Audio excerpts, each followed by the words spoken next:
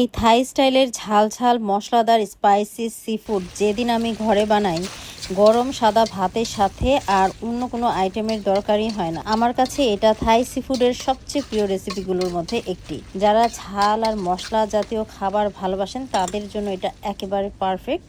দেখলেই মুখে পানি চলে আসবে। সবচেয়ে ভালো বিষয় হলো রেসিপিটা বানাতেও খুবই সহজ। আমার হাতের কাছে যেহেতু রেড কারি পেস্টটা সবসময় থাকে, আমি কিন্তু ঝটপট তৈরি করে ফেলি এই মজাদার থাই স্টাইলের স্পাইসি সিফুড। বিশ্বাস করুন, ধোয়া ওঠা গরম সাদা ভাতের সঙ্গে এর স্বাদ এক কথায় অসাধারণ। বাজার থেকে একেবারে আজকে আমি গিয়ে ফ্রেশ স্কুইড আর চিংড়ি মাছ কিনে নিয়ে এসেছি। চিংড়ি মাছের সাইজগুলো একটু বড় বড় দেখে নিয়ে এসেছি, আর স্কুইডটাও কিন্তু বেশ সাইজে বড় ছিল। আর বড় বড় স্কুইড খাওয়ার মজাই কিন্তু আলাদা। তো এই যে স্কুইড নিয়ে নিয়েছি, এখানে আমি সবগুলো বানাবো না, এখান থেকে অর্ধেকটা স্কুইড নিব আর চিংড়ি মাছও আমি অর্ধেকটা ব্যবহার করব। এখানে 1 কেজি করে স্কুইড আর চিংড়ি মাছ আছে। তো স্কুইড অনেকেই নিতে জানেন না, তাই তাদের জন্য আমি ভিডিওতে দেখিয়ে দিচ্ছি আমি কিভাবে স্কুইডটা নিচ্ছি। আপনারা একটু খেয়াল করে দেখেন, ভিতর থেকে কিন্তু আমি শক্ত যেই প্লাস্টিকের মতো এটা বের করে ফেলেছি। আর এই যে উপরে যে কালো আবরণটা, সেটা কিন্তু এভাবে টান দিলেই কিন্তু উঠে আসে। একদম সুন্দর সাদা চকচকে একটা মিট পাওয়া যায়। অনেক রেস্টুরেন্টে আমি দেখেছি এটা সহই কিন্তু সার্ভ করে। আমার কাছে একদমই ভালো লাগে না, তাই আমি উপরের চামড়াটা একদম ফেলে দিই, একদম সাদা চকচকে করে ফেলে। আর এটা নিতেও কিন্তু একদম সহজ, খুব পরিষ্কারভাবে নেওয়া যায়। যারা যারা জানেন না তাদের জন্য আমি ভিডিওতে দেখিয়ে দিলাম, তারা কিন্তু খুবই সহজে এভাবে স্কুইড নিয়ে নিতে পারেন। আর যাদের কাছে ফ্রেশ স্কুইডটা নেই, তারা ফ্রোজেনটা নেয়। অনেক সময় ফ্রোজেনটা এভাবে পরিষ্কার করাই থাকে, বাট ফ্রোজেন স্কুইডের থেকে ফ্রেশ তাজা স্কুইড খাওয়ার মজাই কিন্তু আলাদা। তো এখন স্কুইডগুলোকে আমি রিং রিং করে কেটে নিচ্ছি। আপনারা দেখতেই পাচ্ছেন, কাটতে গিয়ে দেখলাম ভিতরে ভালোই ডিম আছে। অনেকে না বুঝেই ডিমটা কিন্তু ফেলে দেয় ধুতে গিয়ে, যেটা আমি প্রথম প্রথম করতাম। বাট এগুলো কিন্তু ডিম, আর স্কুইডের ডিম খেতে কিন্তু ভীষণ মজার।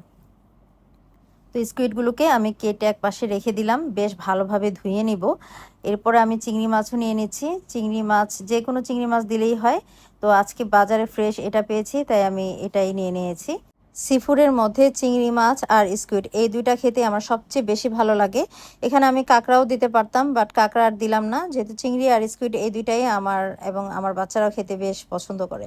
তো চিংড়ি মাছটা আমি মাথাটা পরিষ্কার করে নিলাম, আর উপরের খোলসটাও বের করে ফেলে দিলাম, শুধুমাত্র লেজের অংশটা রেখে। আর অবশ্যই পিঠ বরাবর চিড়ে নিতে হবে, কারণ এখানে কিন্তু ময়লার একটা অংশ থাকে, এই যে এই কালো করে, এটা অবশ্যই ফেলে দিতে হবে। এটার ভিতরে চিংড়ি মাছের পুপ থাকে আর কি। তো এটা বেশ ভালোভাবে পরিষ্কার করে নিতে হবে। আর লেজের অংশে একটা শক্ত কাটার মতো থাকে, সেটাও কিন্তু ফেলে দিতে হবে। তো এভাবে করে আমি সবগুলো চিংড়ি মাছ বেছে ধুয়ে পরিষ্কার করে নিয়েছি। চুলায় কড়াইতে আমি বেশ খানিকটা তেল দিয়ে দিলাম। তেল সহ কড়াইটাকে বেশ ভালো মতো আগে থেকে গরম করে নিতে হবে। এখানে প্রায় 3 টেবিল চামচের মতো রেড কারি পেস্ট দিয়ে দিচ্ছি। রেড কারি পেস্টটাকে এই তেলের মধ্যে কিছুক্ষণ একটু ভেজে নিতে হবে। চুলার আঁচটা এই পর্যায়ে কিন্তু আমি মিডিয়ামে রেখেছি। তারপর এখানে সামান্য একটু পানি দিয়ে রেড কারি পেস্টটাকে বেশ ভালোভাবে নাড়াচাড়া করে আমি আরও কিছুক্ষণ ভেজে নেব। রেড কারি পেস্টে একটা কাঁচা ফ্লেভার থাকে, এই ভেজে নিলে কাঁচা ফ্লেভারটা চলে যায় আর খুব সুন্দর একটি ফ্লেভার বের হয়। তো রেড কারি পেস্টে এখন আমি চিংড়ি মাছগুলো আগে দিয়ে দিচ্ছি, যেহেতু চিংড়ি মাছ হতে স্কুইডের থেকে একটু বেশি সময় লাগে। তো চুলার আঁচটা মিডিয়ামে রেখেই কিন্তু চিংড়ি মাছগুলো 1 মিনিট ভেজে নিয়ে এখন আমি দিয়ে দিলাম স্কুইডগুলো।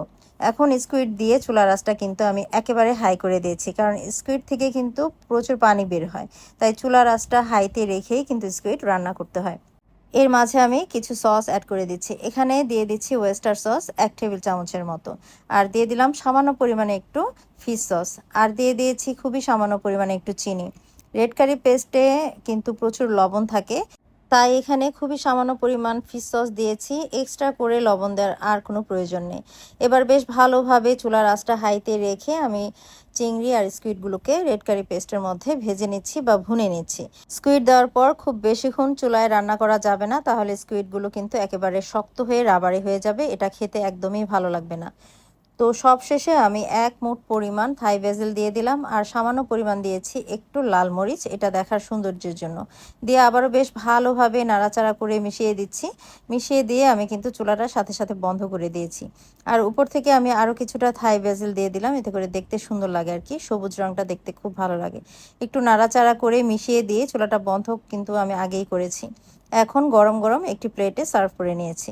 এত মজা হয় এই সি ফুডটা খেতে, বিশেষ করে গরম গরম সাদা ভাত দিয়ে খেতে অসাধারণ লাগে। এখানে কাঁকড়া দিয়েও করা যায়, ওইটাও খেতে বেশ ভালো লাগে। তো কাঁকড়া দিয়ে আমি আরেকদিন আপনাদের সাথে শেয়ার করব।